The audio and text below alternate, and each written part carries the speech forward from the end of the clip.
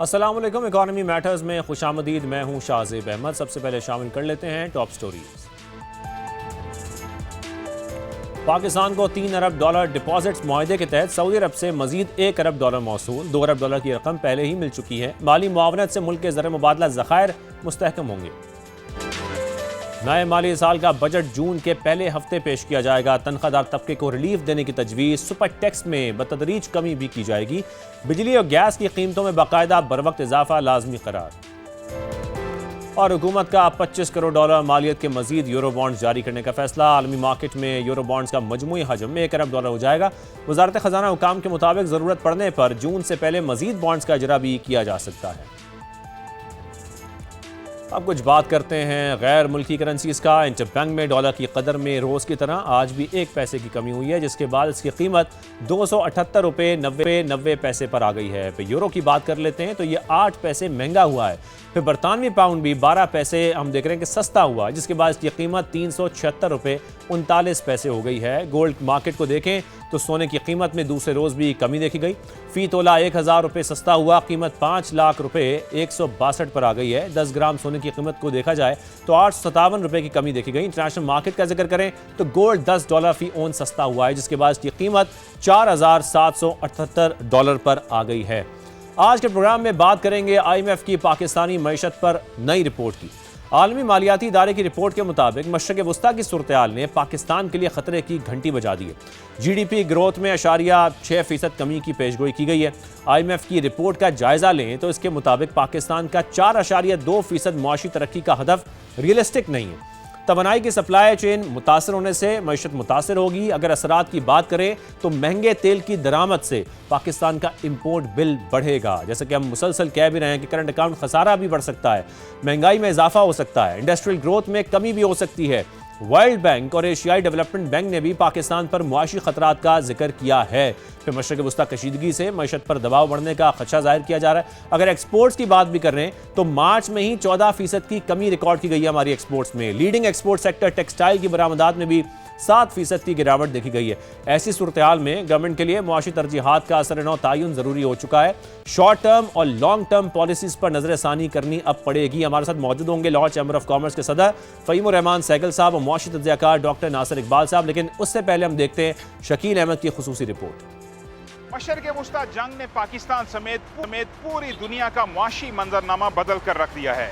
इसके बावजूद हुकूमत पाकिस्तान रवा माली साल मुआशी शरह-ए-नमू 4% से जायद रहने के लिए पुरुमीद है, जबकि आलमी मालियाती इदारे इस पर शुकूक व शुबहात का इजहार कर रहे हैं। मशरक़ वस्ता में कशीदगी ने तेल की कीमतों और सप्लाई चेन को बुरी तरह मुतासर किया। पाकिस्तान जैसे तेल दरामद करने वाले मुल्कों पर इसका बराह रास्त असर सामने आ रहा है। दरामदी बिल और महंगाई में इजाफा और सनती सुस्त रवी बढ़ रही है। इन हालात में IMF ने रवा माली साल पाकिस्तान की शरह-ए-नमू 3.6% और अगले साल मजीद कम होकर 3.5% रहने का इम्कान जाहिर किया है। हुकूमत ने इस साल GDP ग्रोथ रेट का हदफ 4.2% मुकर्रर कर रखा है। महंगाई के हवाले से IMF का कहना है रवा साल गिरानी 7.2% और अगले साल बढ़कर 8.4% तक जा सकती है। पिछले साल महंगाई की शरह 4.5% की कम सतह पर थी। अलबत्ता बेरोजगारी इस साल 7.1% और अगले साल कम होकर 6.9% पर आ जाएगी। दूसरी जानिब एशियाई तरक्याती बैंक ने पाकिस्तान की GDP ग्रोथ 3.5%, जबकि आलमी बैंक ने इससे भी कम यानी 3% तक महदूद रहने की पेशगोई की है। ADB के मुताबिक आइंदा साल शरह-ए-नमू बढ़कर 4% हो जाएगी। लेकिन मशरक़ वस्ता जंग तवील होने की सूरत में पाकिस्तान की मईशत मुतासर हो सकती है। ज़राई और सनती पैदावार में कमी और बैरून मुल्क से तरसीलात ज़र कम, करंट अकाउंट भी मुतासर हो सकता है। आलमी मालियाती इदारों ने पाकिस्तान समेत तमाम ममालिक पर अखराजात पर कंट्रोल समेत मुआशी तरजीहात का असर-ए-नौ तयन करने पर जोर दिया है। कैमरामैन ज़हीर अब्बास के साथ शकील अहमद, समा, इस्लामाबाद। शकील अहमद की खुसूसी रिपोर्ट आपने देखी। नासिर इकबाल साहब, पहले मैं आपकी जानिब आऊँगा, आपसे आगाज़ करूँगा। हम देख रहे हैं कि मशरक़ वस्ता की जो मौजूदा सूरत-ए-हाल है, ज़ाहिर है पाकिस्तान के लिए ख़तरात बहुत बढ़ा दिए हैं इकॉनमी को लेकर। IMF की जो रिपोर्ट सामने आई है उससे जो खदशात हम देख रहे हैं उसमें GDP ग्रोथ में कमी का इम्कान जाहिर किया जा रहा है। फिर वर्ल्ड बैंक, एशियाई डेवलपमेंट बैंक ने भी ऐसे खतरात का इजहार किया है। एक तो क्या हम इसके लिए तैयार हैं, और जो GDP ग्रोथ की हुकूमत बात करती है वो जो टारगेट है वो आपको रियलिस्टिक लगता है? आई थिंक गवर्नमेंट इस पे ऑलरेडी काम शुरू कर दिया जब से ये जंग की सिचुएशन डेवलप हुई पिछले 50 दिनों से। गवर्नमेंट एग्रेसिवली अपनी इकोनॉमिक पॉलिसीज़ को देख रही है। और जो अभी आप जीडीपी की ग्रोथ की बात कर रहे हैं, ऑफ कोर्स एक नॉर्मल सिचुएशन में ग्रोथ की प्रोजेक्शन की गई थी कि हम 4 पॉइंट से ऊपर जाएंगे। अब जो रिवाइज फिगर जैसे एशियन डेवलपमेंट बैंक है, एडीबी, आईएमएफ है, या इवन वर्ल्ड बैंक और इवन पाइड ने अपने भी कुछ प्रोजेक्शंस किए हैं जिसमें थोड़ी सी रिडक्शन ज़रूर आई है, बट गवर्नमेंट इसके लिए तैयार है। गवर्नमेंट इफेक्टिवली उन तमाम ऑप्शंस को एक्सप्लोर कर रही है जो कि इस जंग की वजह से हमें फेस करने पड़े। स्पेशली आपने अपने इंटरव्यू में भी बताया, जैसे करंट अकाउंट डेफिसिट का हमें मेजर इशू फेस करना पड़ेगा। आपकी ऑयल की प्राइसेस इंक्रीज़ होगी, आपकी इन्फ्लेशन बढ़ने का ख़तरा है जो कि ऑफ कोर्स बढ़ेगी जब आपका ऑयल प्राइसेस बढ़ती हैं। तो ये सारी चीज़ें वो हैं जिन पे गवर्नमेंट सोच भी रही है और इनके against government different policy options पे भी गौर कर रही है, जिसमें लेकिन नासिर साहब वो ऑप्शंस क्या हैं? क्योंकि एफडीआई में तो हमारे इंक्रीज नहीं हो रहा है, हम देख रहे हैं मुसलसल कमी हो रही है, वो भी हम देख रहे हैं। फिर साथ में जो अखराजात हैं हुकूमत के, वो भी हुकूमत ने अब तक कम नहीं किए हैं। एक्सपोर्ट्स हैं हमारी, उसमें मुसलसल कमी आ रही है, तो जीडीपी जो है वो ज़ाहिर है इसी पर ही इंहिसार करती है। देखिए, 2-3 चीज़ें हैं जो गवर्नमेंट दो फ्रंट के ऊपर इसको डील कर रही है। एक तो अगर आप एक्सटर्नल फ्रंट देखें तो गवर्नमेंट मुख्तलिफ ऑप्शन एक्सप्लोर करके अपने रिज़र्व को बेहतर बढ़ा रही है, जिसमें आपको सबसे बड़ा जो चंक अभी नज़र आएगा जो KSA ने आपको सपोर्ट किया 3 बिलियन USD। तो ये एक एक्सटर्नल फ्रंट है। डोमेस्टिक फ्रंट पे गवर्नमेंट एक जो एनर्जी कंजर्वेशन पे काम कर रही है, जिसमें मैसिवली ये जो वर्क फ्राम होम की पॉलिसी इंट्रोड्यूस करवाएगी, प्लस जो है एनर्जी सेविंग एक्टिविटीज़ इंट्रोड्यूस करवाएंगी। ये तमाम मेजर्स हैं जो कि गवर्नमेंट ऑलरेडी इंट्रोड्यूस करवा चुकी है। अब मेजर इशू जो अपकमिंग क्वार्टर में गवर्नमेंट को फेस करना पड़ेगा, उसको वो कहाँ से मीट करे। अगर आप देखें तो गवर्नमेंट ने सबसे पहला कट लगाया आपके डेवलपमेंट एक्सपेंडिचर के ऊपर, जिसको अगर आप PSDP के नाम से जानते हैं, तो उसमें मेजर कट लगाया गया है। और वो किसको देगा? गवर्नमेंट ने जो आवाम को सब्सिडाइज किया है fuel in term of price adjustment. तो गवर्नमेंट इन तमाम चीज़ों को देख रही है। जो मेजर चैलेंज हमें फेस करना पड़ेगा वो जैसे आप बात कर रहे हैं कि एक्सपोर्ट सरप्लस कैसे क्रिएट किया जाएगा।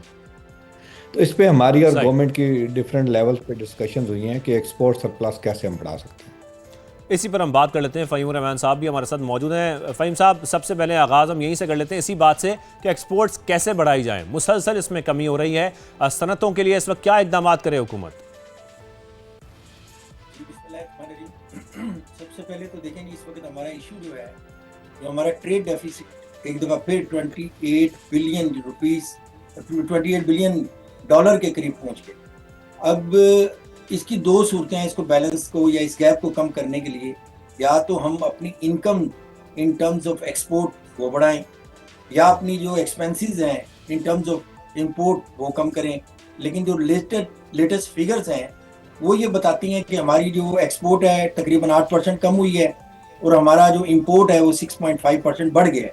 तो दोनों चीज़ें काफ़ी ख़तरनाक हद तक ये जो शो कर रही हैं कि ये हमारा ट्रेड डेफिसिट मज़ीद बढ़ जाएगा। तो अब एक्सपोर्ट बढ़ाने के लिए और इंपोर्ट बिल को कम करने के लिए हमारी मुख्तलिफ तजवीज़ जाती रहती हैं गवर्नमेंट को। लेकिन एक बात जो हमारा क्रॉनिक इशू है, जिस पे हम बार बार हर फोरम पे और हर वक्त यही बात करते हैं कि जब तक हमारा पावर का टैरिफ कम नहीं होगा, हम रीजनल कंट्रीज़ में कंपेटिटिव नहीं होंगे।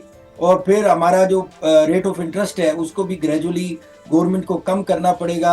आप यानी इन रेट ऑफ इंटरेस्ट के साथ और इस पावर टैरिफ के साथ आप अपनी एक्सपोर्ट को किसी सूरत नहीं बढ़ा सकते।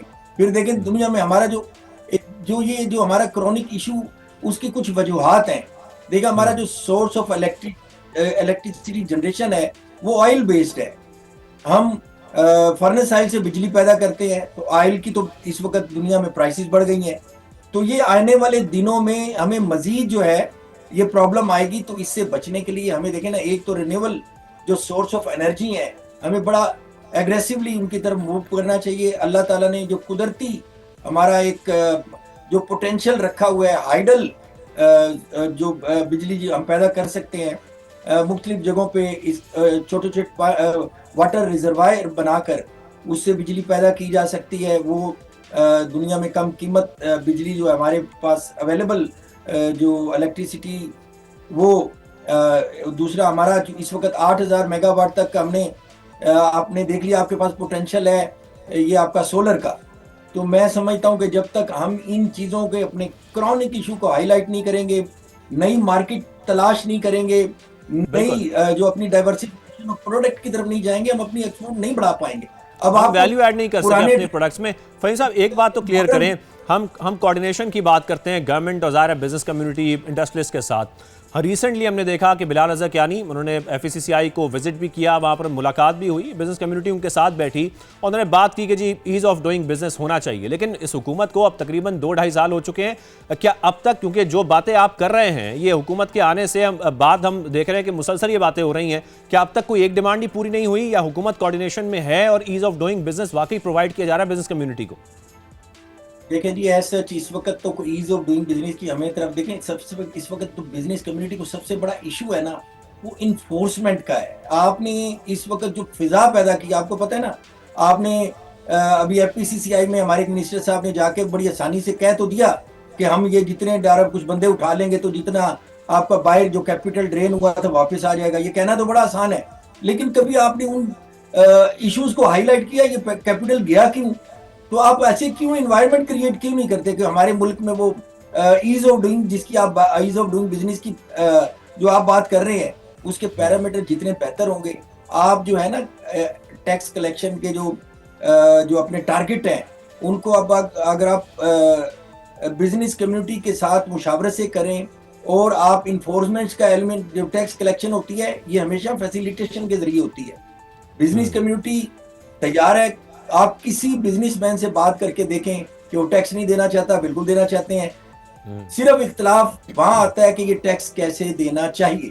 तो मैं ये समझता हूं कि हमारा जो काम है, हम जो प्राइवेट सेक्टर के लोग हैं, बिजनेस कम्युनिटी के लोग हैं, जो चैम्बर्स हैं, हमारा काम यही है कि हम गवर्नमेंट को वो मेथड बताएं, वो तरीके बताएं जिसके वजह से हमारा टैक्स नेट बढ़ जाए और जो है गवर्नमेंट का भी टारगेट पूरा हो जाए और अच्छे तरीके से हमारी बिजनेस कम्युनिटी के लिए जो आसानियां पैदा करने वाले अवामिल हैं उनको गवर्नमेंट अडॉप्ट करे। बिल्कुल नासिर इकबाल साहब, आप भी इस बात से इत्तफाक करते हैं कि ज़ाहिर है अगर हम चाहते हैं कि ईज़ ऑफ डूइंग बिजनेस हो, हमारी सनतें काम करें, इंडस्ट्रीज़ हमारी चलें, हमारी एक्सपोर्ट्स बढ़ें, तो हमें ease of doing business provide करना होगा। फिर ज़ाहिर है इस वक्त सारा जो बोझ है, जब टैक्स की बात कर रहे हैं इस वक्त फ़हीमुर रहमान साहब, सारा बोझ हमारा सैलरी तबके पर आता है, उस बोझ को भी हमें डिवाइड करना होगा, सबको टैक्स, जो हमारा टैक्स नेट है उसको ब्रॉडन करना होगा। अगर यही हम स्ट्रक्चर ठीक कर लेते हैं टैक्स का, तो बहुत सारे हमारे हदफ भी पूरे होंगे और हमारी ओवरऑल जो बेहतरी है इंडस्ट्रीज़ की वो भी आएगी। आई थिंक ये वो रिफॉर्म एजेंडा जिस पे गवर्नमेंट पिछले 2 सालों से बड़ा अग्रेसिवली काम कर रही है, ईज ऑफ डूइंग बिजनेस पे अग्रेसिवली काम किया जा रहा है, जिसमें वन विंडो ऑपरेशन, SIFC का काम, ये सारे वो बैरियर्स हैं जो कि इस मकसद के लिए बनाए गए कि हम अपने बिजनेस सेक्टर को फैसिलिटेट कर सकें। टैक्स में रिफॉर्म्स लाई जा रही हैं, जिसमें टैक्स नेट जब ब्रॉडन की बात की जाती है तो वहीं पे हमारा जो बिजनेस सेक्टर है वो उसमें रिलक्टेंट क्रिएट करता है। तो गवर्नमेंट तमाम फ्रंट के ऊपर काम कर रही है। गवर्नमेंट इस वक्त मैक्सिमम कोशिश कर रही है कि हम बिजनेस सेक्टर को इंसेंटिवाइज कर सके, क्योंकि हमारा असल इशू एक्सपोर्ट सरप्लस क्रिएट करना है। गवर्नमेंट अपना रोल प्ले कर रही है, no it's up to the private sector के वो भी इसमें चिप इन करे, वो अपनी इन्वेस्टमेंट प्रायोरिटीज़ को रीविजिट करे। पाकिस्तान के पास इस वक्त एक अपॉर्चुनिटी है, मिडल ईस्ट इस वक्त अवेलेबल है हमारी एक्सपोर्ट के लिए, लेकिन अभी हमें ये देखना होगा कि तमाम फैसिलिटीज़ के बावजूद हमारा प्राइवेट सेक्टर, हमारी बिजनेस कम्युनिटी तो इस वक्त ये एक जॉइंट एफर्ट की जरूरत है, गवर्नमेंट की तरफ से भी और प्राइवेट सेक्टर की तरफ से भी। गवर्नमेंट टू सम एक्सटेंट इसमें फैसिलिटेशन के लिए तैयार है, अगर प्राइवेट सेक्टर अपनी कोई प्रपोजल लेके आता है। लेकिन नासिर साहब, जब आप एक्सपोर्ट्स बढ़ाने की बात कर रहे हैं, हमारी जो सनतें हैं, हमारे इंडस्ट्रियलिस्ट हैं, हमारा जो एग्रीकल्चर सेक्टर है, वो हम देखते हैं कि उसमें बहुत सारे मसाइल भी हैं, पावर के भी मसाइल हैं, एनर्जी के मसाइल तो हैं ही, फिर टैक्स के मसाइल भी हैं, और हम कब से ये कहते आ रहे हैं कि रीजनली कंपैरेटिव हम नहीं हैं। तो फिर जो हुकूमत इस वक्त काम कर रही है, वो आपको क्या लगता है कि हम कब रीजनली कंपैरेटिव हो सकेंगे? अगर हम इस सूरत-ए-हाल को निकाल भी दें जो मशरक़ वस्ता की सूरत-ए-हाल है, इससे पहले भी हम ना रीजनली कंपैरेटिव थे और ना आने वाले वक्त में लग रहा है कि अभी तक कोई हुकूमत ऐसा कुछ कर रही है आपके ख्याल में? बिल्कुल, गवर्नमेंट, देखिए हम सिर्फ और सिर्फ ये गवर्नमेंट पे डाल देते हैं कि गवर्नमेंट कुछ नहीं कर रही और गवर्नमेंट एनर्जी की प्राइसेस को रिड्यूस नहीं कर रही। आप ये बताएं कि हमारा प्राइवेट सेक्टर है, उसने अपनी जो प्रोडक्शन चैनल्स हैं उसको कितना अपग्रेड किया, उसने कितनी इन्वेस्टमेंट की है, क्योंकि तमाम की तमाम सब्सिडीज इस वक्त तमाम सेक्टर्स को अवेलेबल है। टू सम एक्सटेंट एनर्जी में सब्सिडी गवर्नमेंट दे रही है, इसके अलावा प्रोटेक्शन प्रोवाइड की जा रही है। This is what the government can do, और ओपन मार्केट में आपको फैसिलिटेट भी कर रही है। No, the question is not about the only government, it's all about how the both sides can join in term of creating a surplus. Look at the Chinese example. वहाँ government क्या कर रही है, facilitation mechanism दे रही है, एक environment create कर रही है, अनइंटरप्टेड आपको इलेक्ट्रिसिटी प्रोवाइड कर रही है, but on the other side innovation कौन कर रहा है, आपका प्राइवेट सेक्टर, मार्केट्स कौन सर्च कर रहा है, आपका प्राइवेट. दिस इज द वे.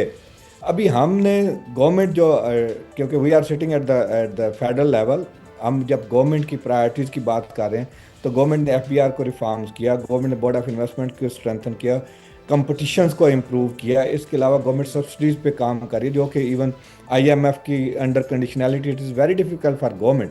उसके बावजूद गवर्नमेंट एक्सटेंसिवली इन चीज़ों पे काम कर रही है. No, it's up to the private sector. Still अगर उनकी कोई ऐसी रिजर्वेशन है जिसमें कि गवर्नमेंट उनको फैसिलिटेट कर सकती है, बट कंपटीशन क्रिएट करने के लिए, कंपैटिटिव होने के लिए. आपका पॉइंट ये कि फैसिलिटेशन के बावजूद, हम ब्रेक के बाद से बात करते हैं कि फैसिलिटेशन के बावजूद बिजनेस कम्युनिटी क्यों कतराती है और क्यों हमारे इन्वेस्टमेंट में इजाफा नहीं हो पा रहा है, क्यों अभी तक कितने सारे तहफ़्फ़ुज़ात हैं बिजनेस कम्युनिटी को. ब्रेक लेते हैं, ब्रेक के वापस आते हैं.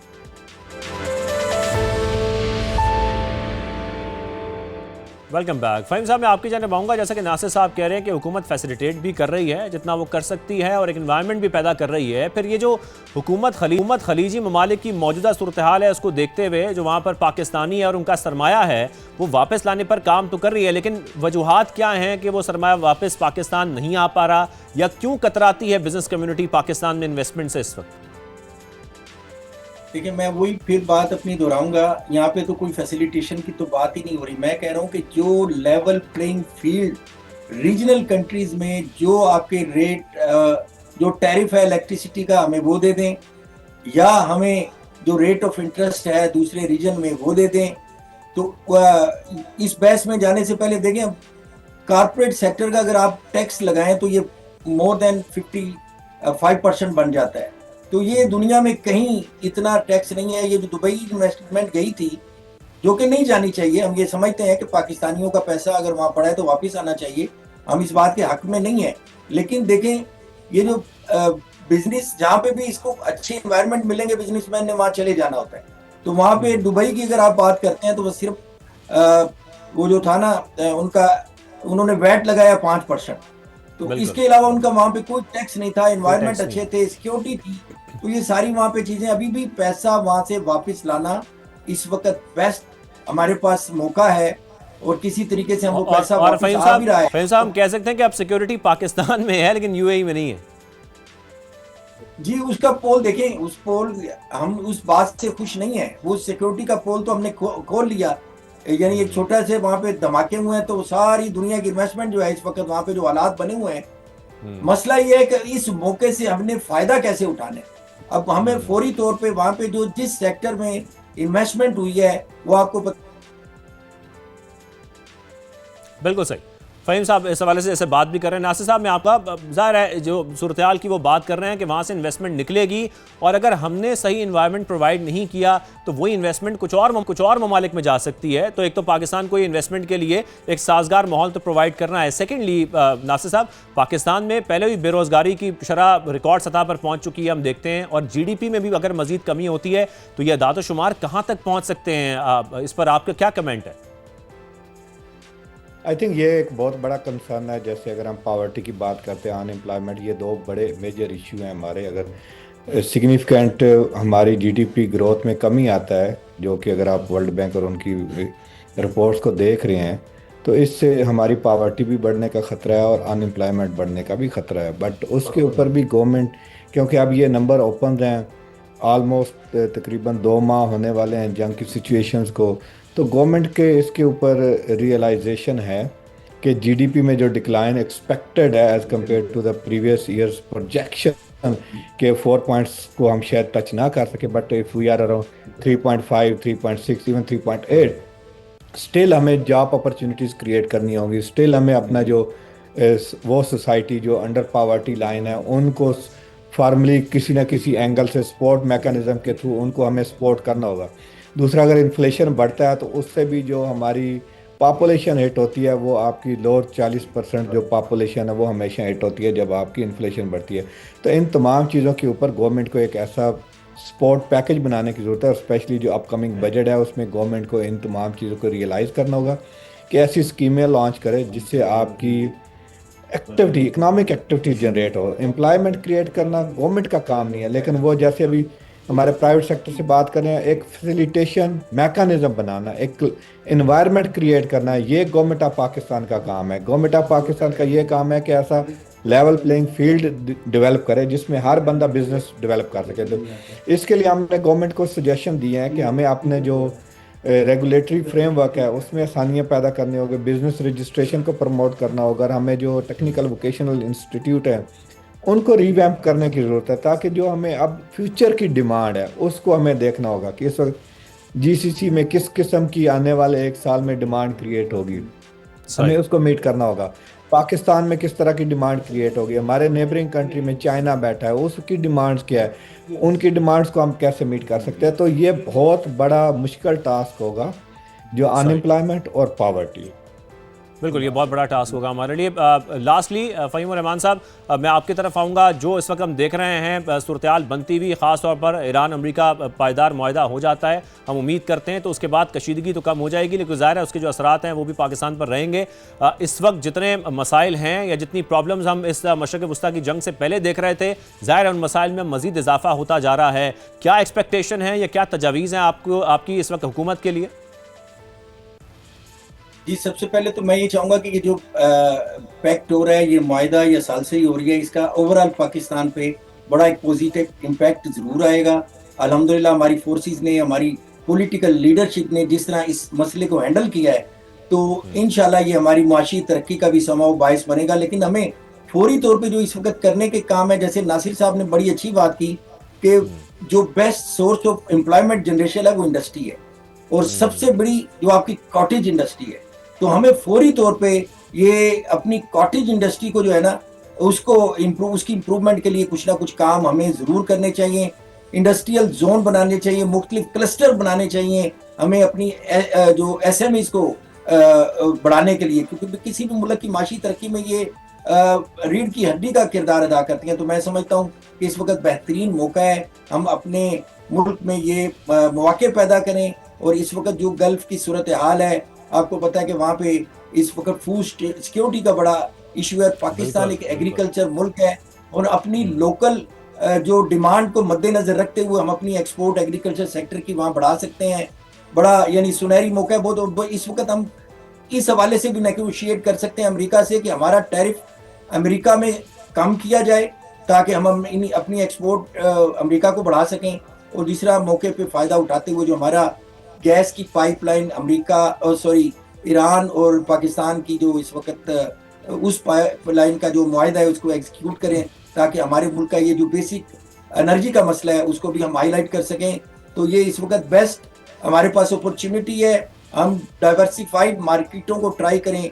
आसियान कंट्री में और सेंट्रल एशिया में बड़ा पोटेंशियल मौजूद है, और डाइवर्सिफिकेशन ऑफ प्रोडक्ट पे हम काम करें तो हमारे मुल्क में अल्हम्दुलिल्लाह बड़ा पोटेंशियल है। IT सेक्टर बिल्कुल आप सही फरमा रहे हैं। ज़ाहिर हम जब टेक्सटाइल सेक्टर की बात करते हैं तो वहाँ तो हम कह सकते हैं कि जो ग्लोबल इस वक्त डिमांड है वो कम हुई है, लेकिन जो हमारा एग्रीकल्चर सेक्टर है वहाँ पर वाकई हमारे लिए बहुत बड़ी अपॉर्चुनिटी है, और हम अपनी जो फूड सिक्योरिटी दीगर ममालिक की है उसको दूर कर सकते हैं अपनी एग्रीकल्चर एक्सपोर्ट्स बढ़ाकर। रहमान सहगल साहब और डॉक्टर नासिर इकबाल साहब, आपका बेहद शुक्रिया, आपने शो में वक्त दिया। शो का वक्त खत्म होता है, इजाज़त दीजिए, अल्लाह हाफ़िज़।